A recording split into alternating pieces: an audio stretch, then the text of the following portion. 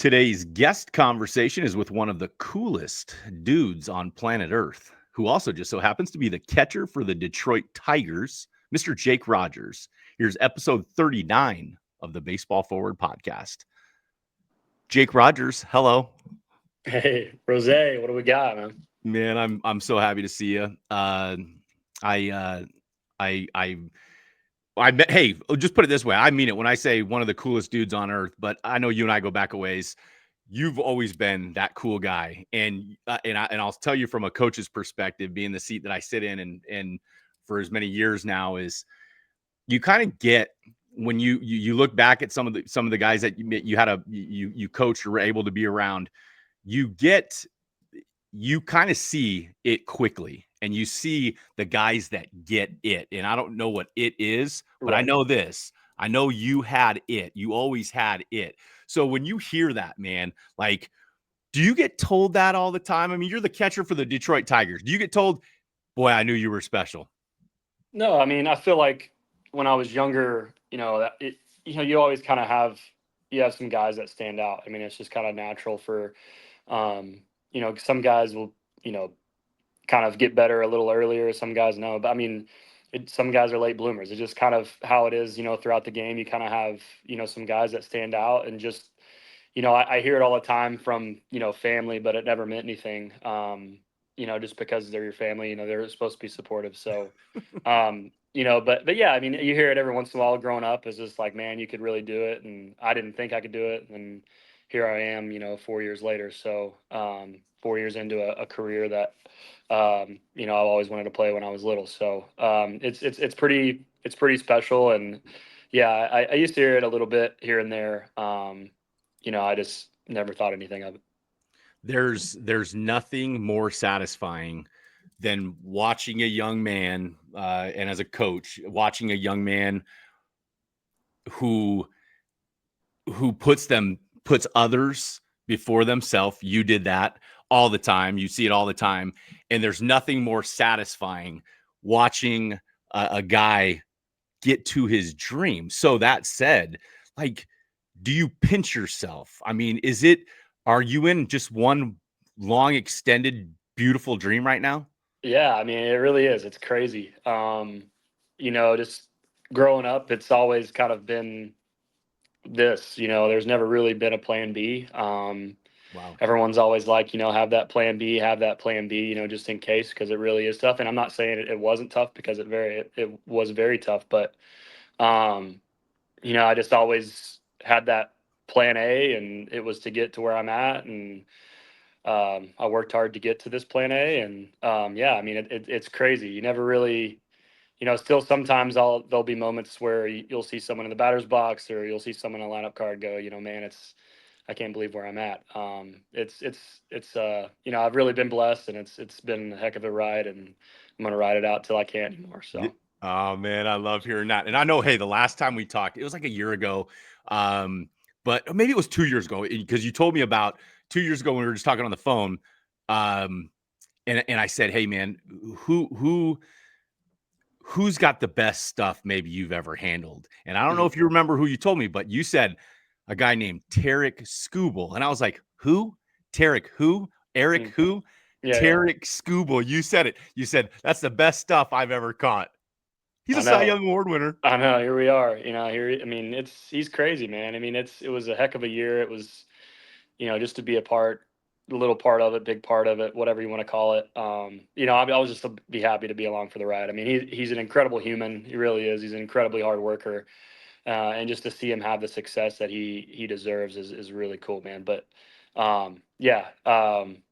What an incredible year out of him. I mean, just out of nowhere. I mean, I always knew he had it in him, but to get the recognition, and everybody kind of get him the recognition he deserves now is he deserves every second of it. Man, competitor. I know. I watched. What was the game where he punched a dude out or something and ran up to the fans and was like Yeah. throwing his hands up. Yo, let's Yeah. freaking go! I was like, Yeah. let's In go. Cleveland. Yeah. Yeah. That was in Cleveland in the playoff game. Yeah. He always lets out a roar. Um, we'll call it a tiger roar, but he always Yeah. lets out a roar. When he's in big moments, He is, man. He's the ultimate bulldog. There's a lot of guys like that, and he's got great stuff, and he's a bulldog, so it makes him that much more, difficult to hit. So, yeah, I mean, he loves to let out a good roar every once in a while. You know what though, and he gets to throw to you, and I know this. I've talked to enough guys, and I've watched it with my own eyeballs. Uh, I want to throw to Jake. Hey, coach, can I throw to Jake? Hey, I'm like, get off of Jake's nuts. Like, hey, let him have a day off. But he gets to throw to you, and Yeah. I know that he loves you for that. Talking with Jake Rogers here on the Baseball Forward podcast today. Jake, I this time of year, man, you told me before we got on the call, you're going to be heading down to Lakeland in the next week or so. So tell me kind of what that looks like for you. So you're going down, dang dude, that makes me excited to hear, because I'm like, yes, baseball's coming. So this time of the year, you're heading down to Lakeland. What's the point of going down to Lakeland in spring training this early for you? Man, I've always just been an early guy. I don't really know why that reason is. I've always kind of been, whether that's, mid-January, February 1st, somewhere in there. I think the last 3 or 4 years, I've always shown up right about the January 15th or a little later, right around there, a month before. But I just kind of I like getting down there early. I think our official date is February 12th, so I like getting there early just to kind of get used to Florida, and obviously the weather is a little nicer. You kind of get out of the cold a little bit there down in Tampa and Lakeland. So yeah, I think it's just me kind of getting used to being at the field every day and going in. There's a couple guys that work out there, so um, just kind of go hang out with them and have those great facilities to kind of hit and catch and do whatever I need to do to face lives or catch live VPs or catch bullpens or whatever it may be. I just like kind of getting there early and getting settled in before the wildness starts. Spoken like a true leader, my friend. First one to leave, first one to leave, first one there, last one to leave. Jake, was there anything this past off season, like when you kind of reflect, on the last season that you had? Was there anything in particular that you were like, hey, I'm going to really hone in on this, and I'm going to work on this off season with the hopes of it, helping me out, helping my craft going into the 2025 season? Yeah. I think the biggest, there's a lot of things you always, kind of come out on, and we have exit interviews, and the Tigers, the whole organization kind of says, hey, look, this is what we want you to get better at. This is what we want you to strive to. And they kind of give you goals going into spring training about, kind of what you need to work on and what you need to look for. But as far as me, man, it's always kind of the same thing, and that's just get as strong as I can, in the off season and kind of build up that muscle to take care of 162 plus going into the postseason and just being able to catch every day if they need me. And I think that's kind of one of the most important things about my job, is just being available. I think the Wow. best, the best ability is availability, Yes, sir. kind of deal. So, just kind of getting my body in shape, back in shape after tearing it down all year, just to tear it down again, and just, kind of being healthy. And that's the kind of to get my body to where I can stay healthy all year and, and play. That's the big thing. Do you talking with Jake Rogers here today? Catcher for the Detroit Tigers. It's not. It's always. I just like saying that, dude. Like it just makes me happy for you. Um, you catching. I can't imagine it. I can't imagine what you put your body through, what it feels like when you wake up, and blah blah blah. Do you have like a specific routine? Well, let me ask this question first. So at the end of the season, how much time do you give yourself? Do you give yourself like, hey, I'm not doing anything for a couple weeks? Do you give yourself a rest period after the end of the season? I give it like a week of just absolutely nothing. You Hmm. know, going to Texas, eating a bunch of barbecue, eating a bunch of Okay. Tex-Mex, kind of getting in the bad foods, letting it eat a little bit, with the bad foods, and uh, just sitting on my butt and watching TV, or going hunting arrowheads with my dad or whatever it may be. Just kind of enjoying some family time with the people I love, and just kind of let my mind be free. But but yeah, I think that's kind of the big thing. And then after a week, I kind of start working out, light, and then kind of build up into getting, in the phases. And there's, places around here that kind of, they get into strength, speed, power phase whenever, they got it figured out down to a T. So, yeah, so I kind of give myself a week and go from there.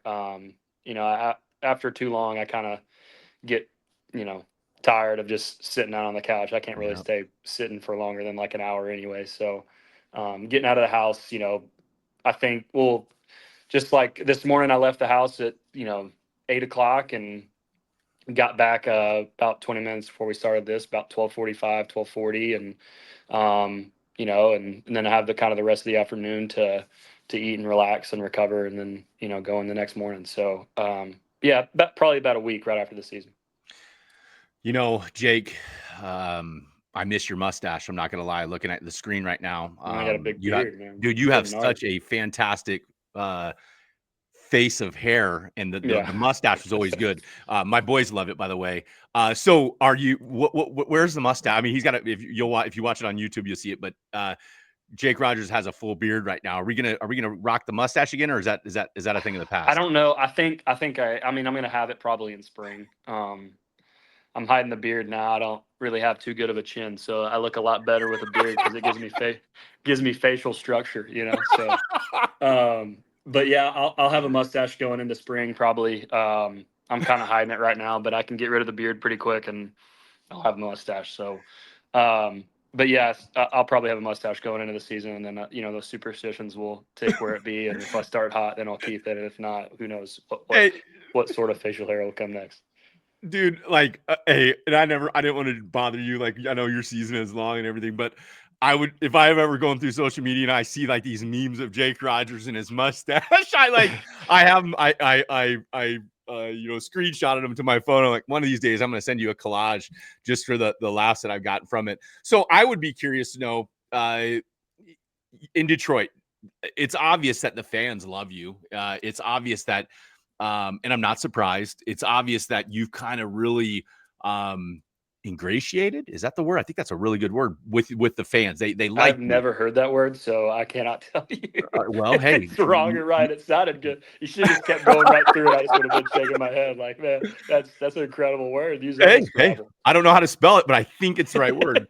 So I'll say, let me ask this: like, when you go out, I'm imagining, because if I'm seeing all the memes and the pictures and the I love Jake Rogers stuff down here in Dallas, I'm guessing it's times 10 in Detroit. So when you're in Detroit, are you able to run to McDonald's without anybody noticing you? Are you able to go to the mall without anybody noticing you? What does that kind of feel for you? Man, so over the last couple of years, it's gotten, I truthfully, and this is truthfully, I love Detroit. It's a Mm. very blue collar, very Midwestern, hardworking, working man people town. So, me being from West Texas, I kind of feel right at home. I feel like it's a very small town feel in Detroit. I love Detroit. I'd actually, just the story kind of run into it. I was in Detroit last week and went to a hockey game, and I had the same facial hair I have now, and um, I got to ride the Zamboni, and Oh, I'm sitting there, and the guy in the Zamboni, I was like, hey, what's your name, and he was like, oh, blah blah blah, this, and he's like, oh, good to meet you, I'm Jake, and he's like, oh, great to meet you, and I'm sitting there, and I got like a trapper hat, and I literally have a Red Wings like Rogers 34 jersey on, sick. and he's just sitting there. He's like, "Oh, good to meet you." And he kind of sits there, and then all of a sudden, the PR, one of our PR guys, kind of came up, and I think gave him a hint of who I was, and he like kind of double take, and he was like, "Oh my god, I had no idea." So like when I'm like just in Detroit or wherever with a beard, I just look like a normal white guy walking down the street. But you get the mustache going, it's like everybody recognizes me. Especially, I mean, towards the end of the year last year, I had a lot of family that came in and would stay in Detroit for the playoff series and came to Houston for the playoff series and Cleveland. And I mean, literally, I think every time I left the house, someone would either roll down the window, stop the car in traffic, see me. There was a couple instances where we were out to eat and I was sitting right by the window and there was a car that stopped and they came and That's bang on the awesome. window and come in and take pictures. I mean, they're incredibly. They're huge fans. I mean, no matter what, we've been we've I've had my fair share of losing, and we've had our fair share of winning the last couple years. But it's really cool to see that, and I love it. I truthfully do. I try to take pictures and say hi to Heck those people yeah. because I mean it really hasn't been too overwhelming. They do it at they're really respectful with it, and don't really bother me when we're eating and stuff like that. But it really is. It's crazy, man. And literally, it seemed like we would. I lived in just north of Detroit in Birmingham, and we'd walk downtown a lot of the times, and people across the street would scream, and just heading to dinner, and it's That's just awesome. it's really cool to see, and it's the Detroit right now has got a lot to cheer for, and to see him have something to cheer for is and just to be a small part of it, it means a lot to me. Man, that is so. I would love to be living in Detroit in this era right now. You got the Yep. Lions, you got the Tigers. You guys have come on. Just man, what a good team! What a fun team to watch. So, talking with Jake Rogers, the catcher for the Detroit Tigers today. Jake, what's been kind of the key to the turnaround in Detroit? But I mean, the way you guys play hard. You guys came on. It's it looks like you guys are having a lot of fun out there. What's been the key? Man, AJ, our manager does a really good job of kind of managing the team. We're a super young team. We had a couple guys that we picked up on 1 year deals last year that had been around the game for a while and really helped these young guys. But after during the trade deadline, we kind of got rid of those guys, and not got rid of them. That seems bad, like a bad saying, but we traded them away to different teams, and we got we were young, and then we got really young, and I think Andy Ibanez. So Kenta Maeda was our oldest throughout the entire year, and then Andy Ibanez, and then me at 29. So it's crazy for me to be kind of the older guy on the team, especially at 29. Still kind of young and getting after it, and then everybody else is right around that 24 mark, which is crazy. But I think it was just kind of when those guys would come up and get their opportunity, it was like, hey, look, we're a young team, so let's play young. Let's Mm, let's be youthful. Let's hustle everywhere we go. Honestly, I think I'm not a very vocal leader. I try to just kind of lead by example, and when guys have questions, I was that guy when in 2019, and Jordy Mercer um, was that guy that helped me with everything. With questions I had, with kind of how to do it, when to hit in the cage, when to not hit in the cage. mm, Just things that you don't really know, that are these unwritten rules when you get to the big leagues of kind of how to hold yourself and when what wow. times and blah blah blah. So there's a lot of things that um, guys have to figure out pretty quick. And I was kind of that guy when guys would, hey, do this time, get out of there at this time. So a couple of these older guys, and Javi does a really good job too, man. That guy hustles everywhere he goes. He's an incredible player, and he does a really good job of letting those guys know too. So yeah, I mean, I think that was kind of the name of the game with those guys, and has, hey, look, be useful. Let's take the extra base when we can, score from first Mm, when we can.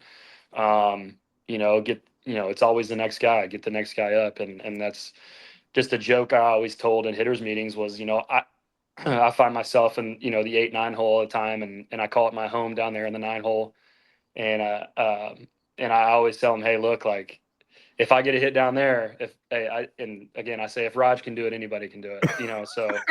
Um, and it's just, it's once I get the wheel up to those guys at the top, it's scoring runs, it becomes fun. And I think the youthfulness, brings fun to the game. And it's one of the biggest things I always ask kids too, is like, do you love it? And are you having fun? It's very cliche, but yeah, I think the biggest thing for the turnaround was this youth movement and just being youthful and having fun playing the game and just playing hard.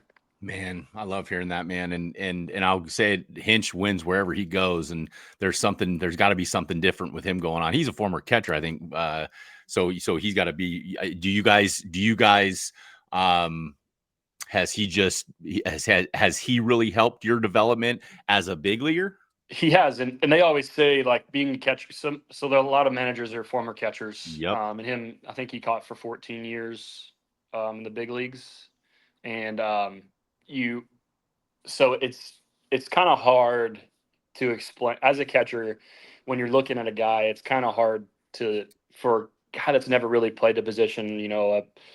To really go, man, that guy can catch. And you notice things as a catcher when you're watching Mm. catchers, like a little thing that a guy that's played shortstop his whole career. And I'm not saying that they can't eventually notice is once they've been around the game forever. But AJ has been super hard on me because like he knows he's been there. He's called the pitches, he's called a bad pitch, he's called a good pitch. He's done the little things, he's done the wrong things. So he's been through my position, and they always say that being a catcher and having a catcher as a manager is always really, really hard because they micromanage you. Real, they Mm. expect the best out of you. So and early on, he's been awesome. Don't get me wrong, he's been great. We've always had a pretty good. I kind of have a very like I have a kind of a dry sense of humor, and I'm pretty blunt as it is, and he's kind of the exact same way. So he came at me with some bluntness, and and I would always kind of ask him. I would always voice. He's awesome with, look, this is why I got mad at you, or this is why this is great, and then I would come at him with like, this is what I was thinking.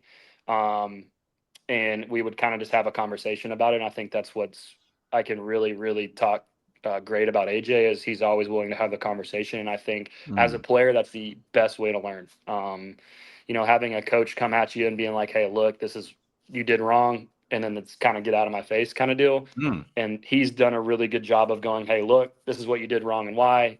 Let me hear what you thought about it." And I would say, well, this is what I thought.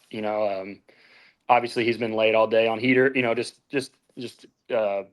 different things like that. And I told him my side of the story, and then all of a sudden, I'm growing as a player, and go and sit down at night, after the meeting, after the game, and your kind of mind's racing because your adrenaline's going after a game, and you kind of go over everything in your head, like, man, I shouldn't have called this pitch, or it's kind of hard to get to sleep at night and think Wow. about stuff. And you kind of sit down and you think about, oh man, he was right. Or, and sometimes in the meeting, and I'm not saying this is a lot, but sometimes he'll be like, man, I never even think like, I didn't think that way, So in his mind, he's like, I get it, So as a manager, he does really good with that. And we've kind of grown into a really good relationship together. Man, that's cool to hear. Talking with Jake Rogers, catcher for the Detroit Tigers. Jake, a lot of I want to talk a little bit about just like youth baseball and stuff because something you said to me kind of struck a chord, and you said you and Hinch, AJ Hinch, the manager for the Tigers, you guys talk about things and you're honest with each other. But I know this. There's not a lot of like when I watch a Major League Baseball game, I don't see a lot of coaches screaming at players because I think baseball is pretty stinking hard. And I want you to relate that to why is it that uh, why is it that they don't scream and yell at the big league level, and how can we as youth coaches, younger coaches coaching young men that obviously aren't in the big leagues, how can we learn? What can we take from that? Man, that's a great question. Yeah, so I feel like guys in the big leagues, they're they're in the big leagues for a reason. They've gotten Mm. there to a certain point. I feel like um, you very rarely see a manager um, screaming at players or a pitching coach or whatever it may be, hitting coach. You never really see that because we're all in the same boat. Everyone makes mistakes. It's normal for a human to make mistakes. I mean, baseball is an incredibly hard sport, and you're set up to fail even if you're incredible. So, um, I think that these managers and coaching staff realize that, and I think I. I've been around. My first manager was Ron Gardenhire, and he was the same way. He was great. AJ has been the same way the rest of my career of like, look, like it's not gonna do any good to go up to the player and just Mm. absolutely scream at him. It might have been the worst mistake he's ever seen in his whole 14-year playing career and who knows how many, years he's been managing. So it might have been the worst mistake he's ever seen, but what he does is he writes it down on a piece of paper. And like I said, the next morning, because the player knows he screwed up. That's You right. always know you screw up. That's right. You know what you did. And so what it makes him good is he'll write it down on a piece of paper, and he takes everyone. They all have a piece of paper in their back pocket or whatever, and they're taking notes, what they see good, what they see bad, situations, stuff like that can be teaching moments. But he'll write it down on a piece of paper, and then he'll bring you in the next morning, and when you get to the field when you get to the field, come in my office, and he'll shut the door and be like, hey, look, this is what you did wrong. Do you realize it? Blah, blah, blah, and have a conversation about it. Um, and, it's, I think for the youth baseball movement, kind of taking that into youth baseball, I think a lot of the coaches can take notes with like that. I think a lot of guys, I think a lot of the teaching moments is, letting the kids play throughout the game, letting them have a good time, enjoy the game like it's meant to be enjoyed. It's a little kids game. It's always going to be like that. The most important part is having the most fun on the field and enjoying it while you can, because you never know when it's going to end. So I think a lot of coaches can, kind of do the exact same thing that those guys do is you might not have as many opportunities because you might not see him the next day. It might be a weekend thing, and then you won't see him until Thursday practice or whatever. Mm. The schedule is. So you can always take it in after the game. When you get the kids together and saying, look, this is kind of what we did good, what we did bad, and in practice, let's work on that. So, different kids and different levels need different stuff. But yeah, I think that's a huge help to me, just because I feel like when you have a conversation, a two-way conversation, that's the way you learn, and that's the way you learn baseball. That's the way you learn the rule book. That's the way, there's just, you know, ways to go about it. And I think AJ does a really good job at that. I just think to all the coaches out there listening, hey man, we've all been guilty of doing things we shouldn't do or act in certain ways, but like get better in what you just said right there, two-way conversation. I mean, the goal is for the young man to get better, and in my opinion, screaming and yelling at him when he already knows he made a mistake is just counterproductive. So Right. I love that. Yeah. And the thing, coming up is like, obviously when, when you have a kid, and, I've been in this situation too, is like, you have to always know what you did wrong. Like, if you think you didn't do anything wrong, like, I get it. Like, you have some hard-headed kids coming up. But most of the time, they're going to know exactly what they did wrong. And just having that teaching moment. And that's a big piece of advice I got early on in the minor leagues, was like, look, as long as you have a why, like if AJ comes up to me and a pitching coach comes up to me and goes, hey, look, why the hell did you throw a slider 1-0 against Mike Trout when his best pitch, he hits sliders like out all the time, right? If I go, I don't know, like, Yeah, obviously that's not the right way to go that's right. about things. Obviously it's like, look, early in the game, he was sitting fastball, and I thought this moment, he was sitting heater again on a 1-0 heater count. I've tried to throw the slider away. It leaked back a little middle, and he took it deep. Like, as long as you have a why going into what you did and why you did it, there's no reason for the coach on the other side to be mad, because that's your thought process through the thing. And I'm not saying my thought process was right, but understanding, like, AJ saying, hey, this is what your thought process should have been or could have been. Now the next time you come into that situation, like, oh, okay, I've been here. Boom. Let's get it Yeah. right. So, yeah, it's always kind of have that why, and there's no reason why you can't have a two-way conversation. That's awesome. For all you young players out there, have a why, man, and then just have a conversation. That's how you get better. Think the game. Talking with Jake Rogers of the Detroit Tigers today. Boy, Jake, man, you've been playing baseball a long, long time, my friend. Boy, I remember the first time I saw you catching when you were 15, and now you're, what are you, 29, 30? Are you 30 yet? 30 in April. Whoo! So you're going to be 30 in April. Do you, in season,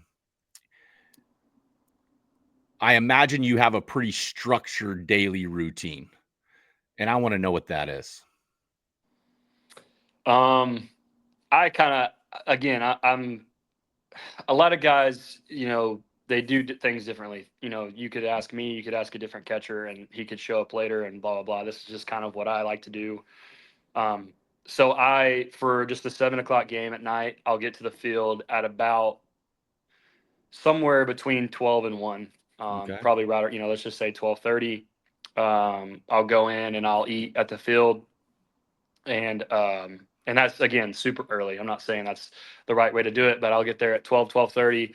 I'll go eat, and then I'll grab a cup of coffee and the crossword, and I'll go sit down at the table, and I'll drink a cup of coffee and do the entire crossword. And it takes me anywhere from 10 to 30 minutes, and then it kind of gets me ready and gets me going. And about that time, I'll walk around and say hey to everybody. And I kind of like getting there early so I'm not rushed, because I like going to eat, going and talking to someone. And then, taking 10 minutes and then going doing the crossword, taking 10 minutes talking to people, and then doing, something else. I don't like to kind of run right through my routine. Mm-hmm. At about one, I'll go in.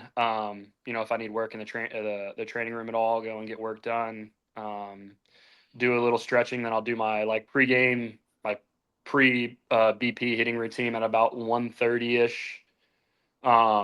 Where that's 20 flips, 20 overhand, short overhand toss. And then I go in to BP, and a lot of times as I've gotten older, um, I realized that batting practice, I kind of just, because I'm an idiot, I try to hit homers. So I get out of my swing when I take batting practice.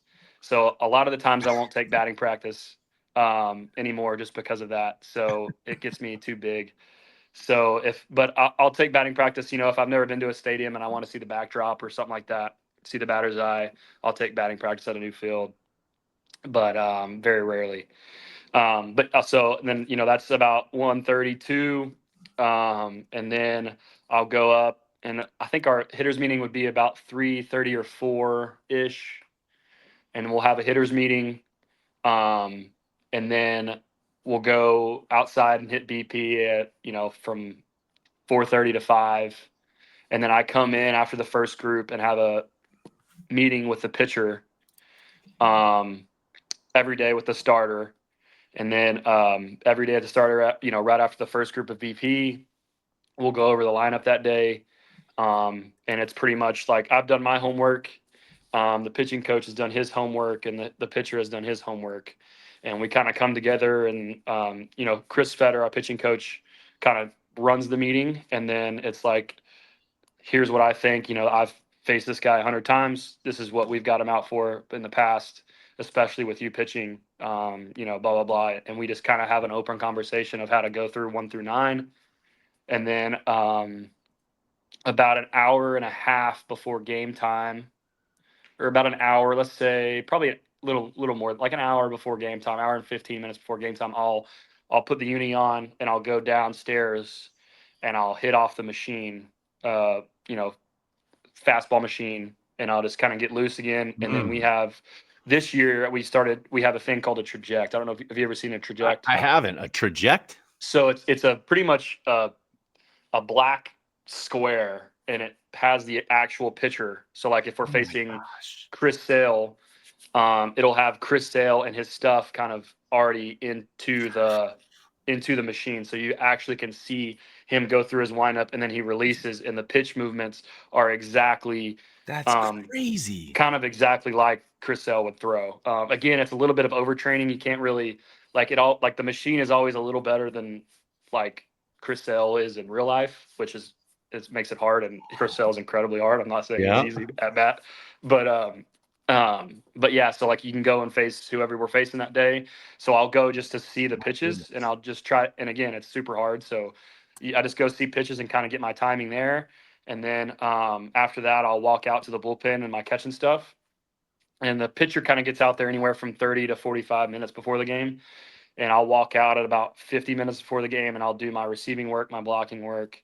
I'll play catch with the bullpen catcher, and then I'll sit and take a break for 10 minutes while the starting pitcher plays catch. And then when the starting pitcher gets done, I'll meet him on the mound. And I catch him before the game, and then we walk down, play.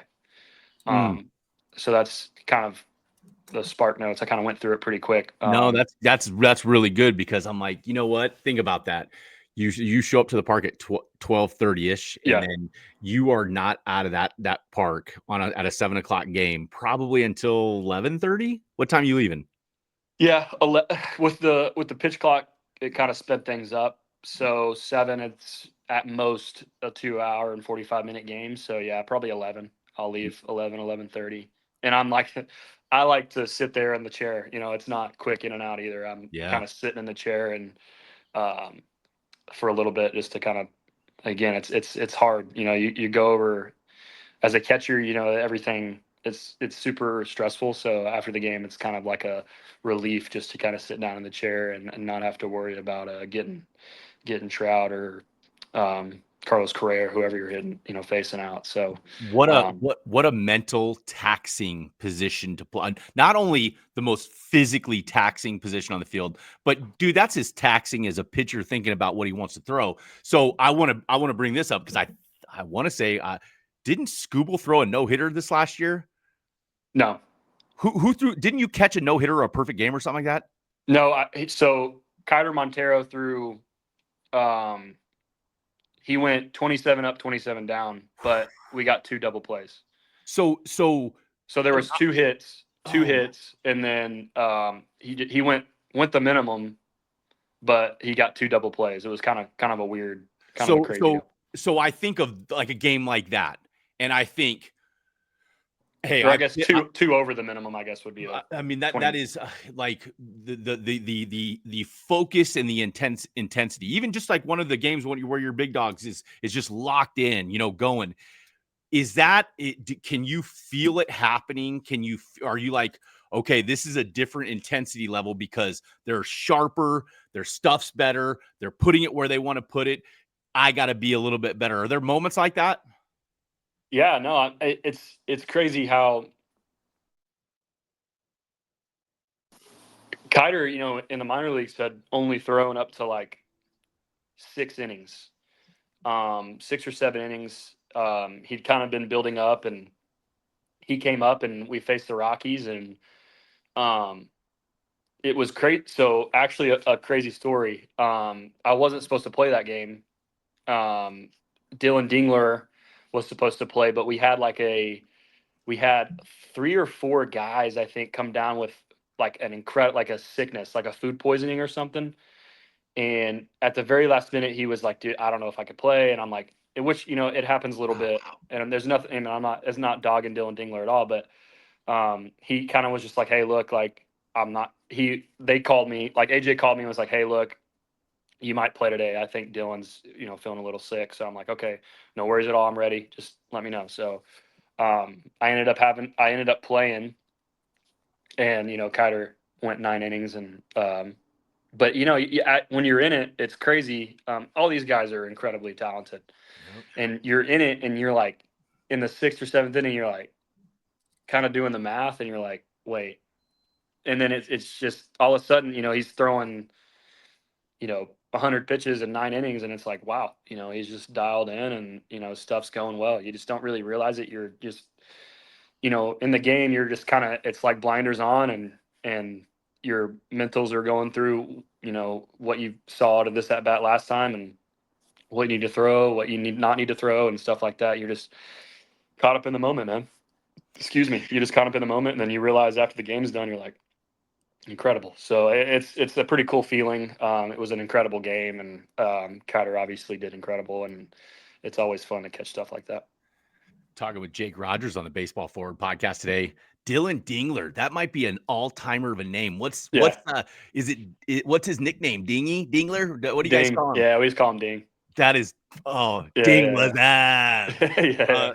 Dude, that's awesome. I love that name. And you know what? I'm like, parents are intentional with that stuff. I'm like, if my son wants to be a big leaguer, I'm going to name him Dylan because my Yeah. last name is Dingler. I like that a lot. You tell Yeah. Dylan I love his name. Yeah. He's got a great name. Jake Rogers.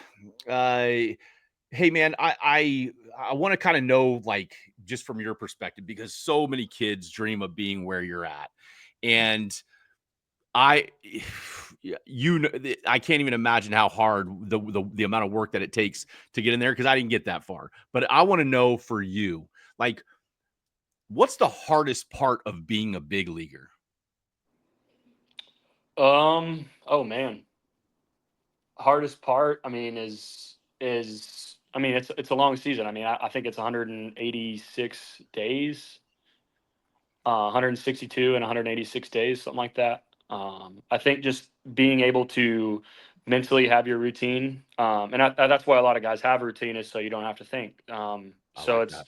so you show up every day, you do your routine, you get mentally prepared to face whoever you're going to face, and you go after it. I mean, I think the hardest part is just being able to be that guy every day. It's an incredibly like you're going to have your 0 for 4s. Everybody, whether you're Bryce Harper or Jake Rogers, you're going to have your 0 for 4s. You're going to have your 2 for 4s, your 4 for 4s. So I think just being able to go to the field every day. The hardest part is flushing the day before or, Mm. accepting the day before and coming in the next day with a clear mind and being able to play. I mean, it's mentally taxing, man. It's a hard game. And, um, at the hardest level, everyone's doing everything they can to get you out. And they have anything you could ever think of analytically, they have it on you.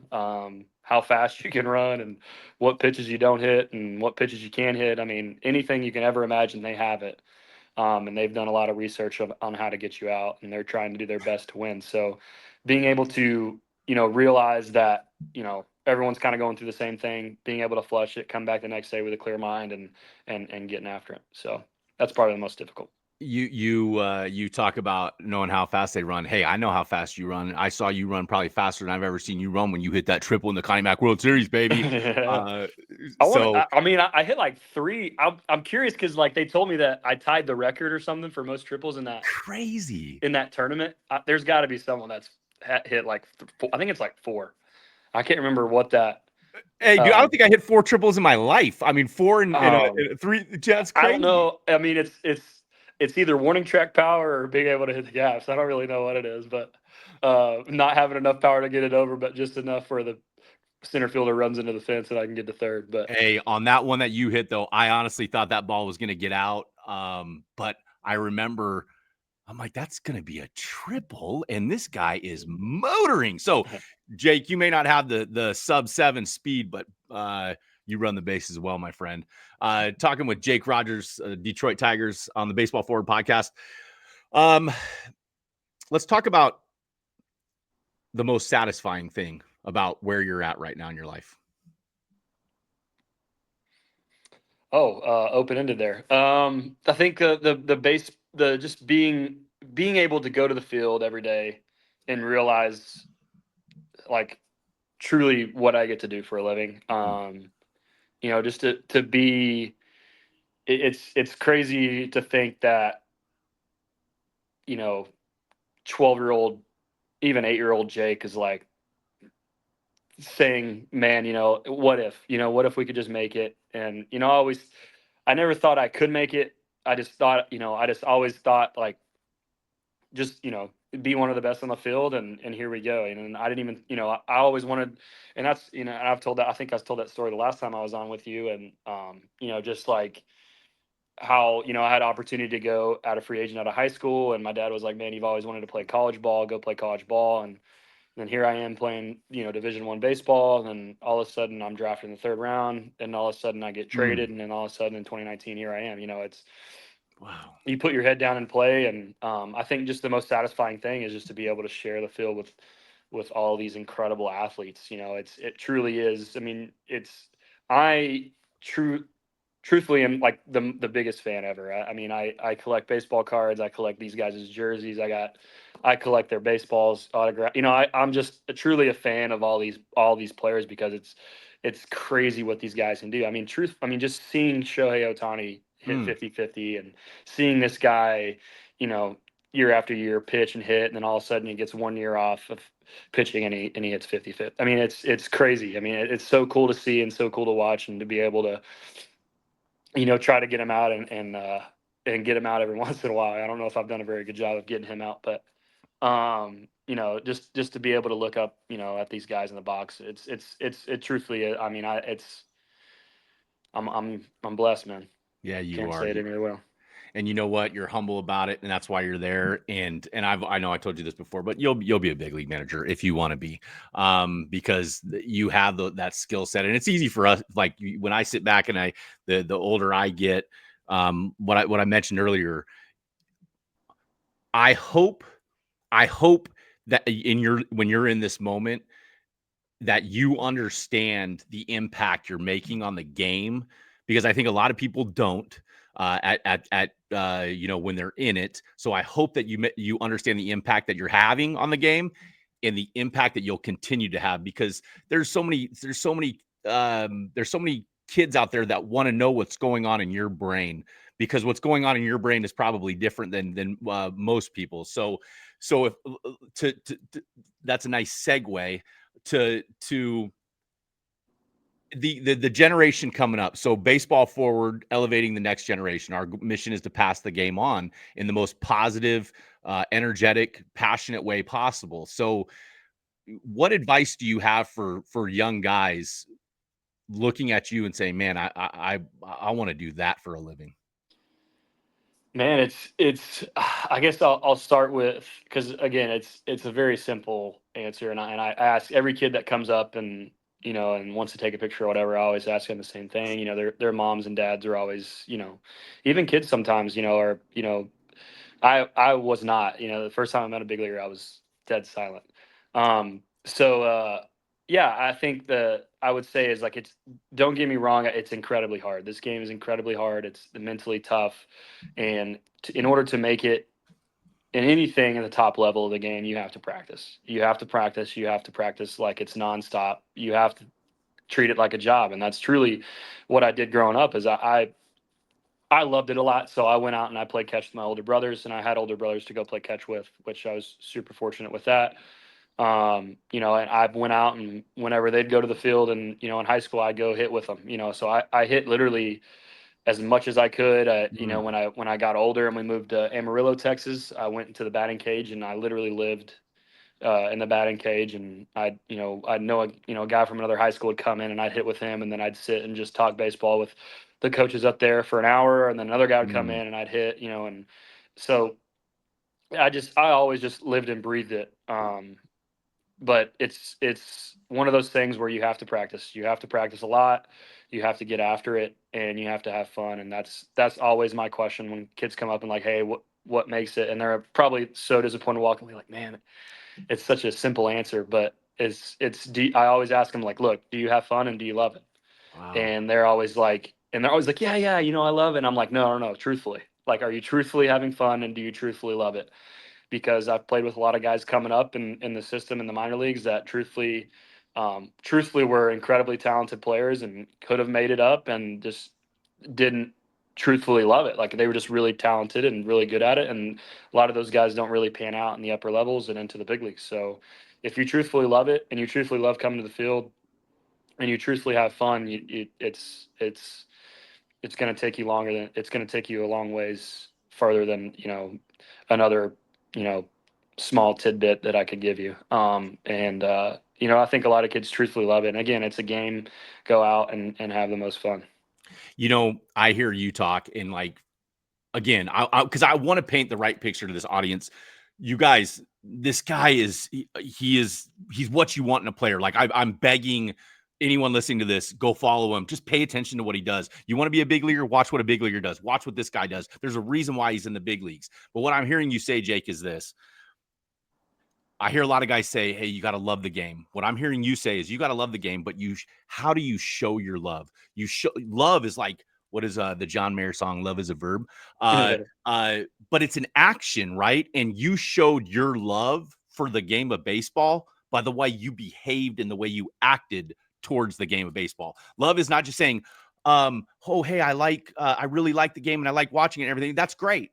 But if you want to be where he's at, you got to love it, and you love it by showing it by working your tail off. Is that right?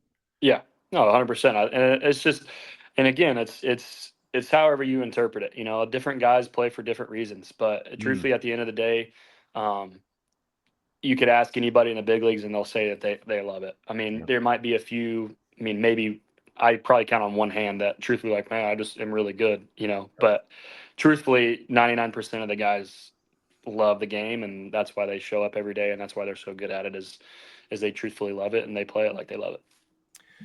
I'm going to finish up with this one here. Jake Rogers of the Detroit Tigers. Jake Rogers of the Detroit Tigers, catcher for the Detroit Tigers. I like saying it. Hey man, last time we talked, you told me, and listen, I listened to Turnpike Troubadours before you and I, but you told me, I said, hey Jay, give me some music to listen to. And hey, every time these songs, Pay No Rent, what was the other one?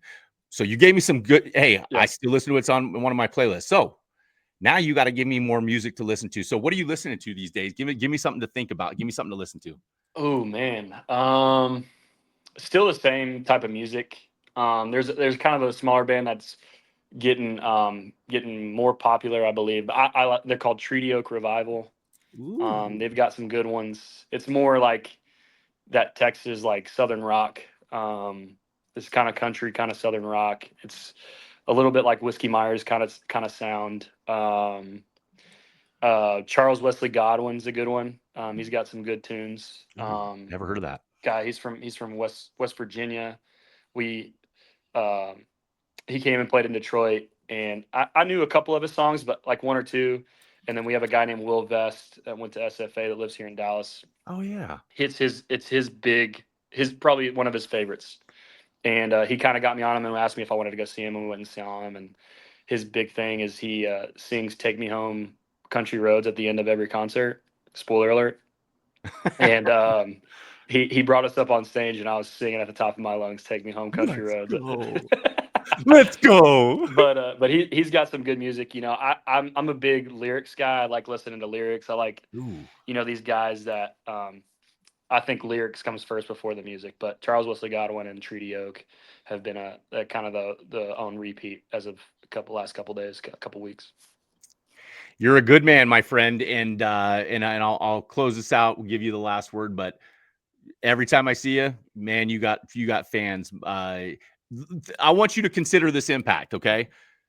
I have Ryder, who's 10, and Keider, who's 11, my sons, okay? You are impacting them in a way that, like the way that I fell in love with the game was because of certain players, right?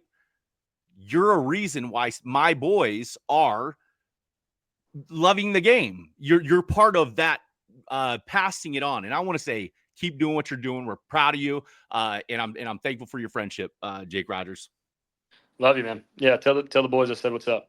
Awesome. Jake Rogers, hey, best of luck in the 2025 spring season, and they're going to win a World Series. I'm calling it here first, okay? Jake, we'll Let's talk do to you it. soon, man. All right. All Thanks, right. Ross.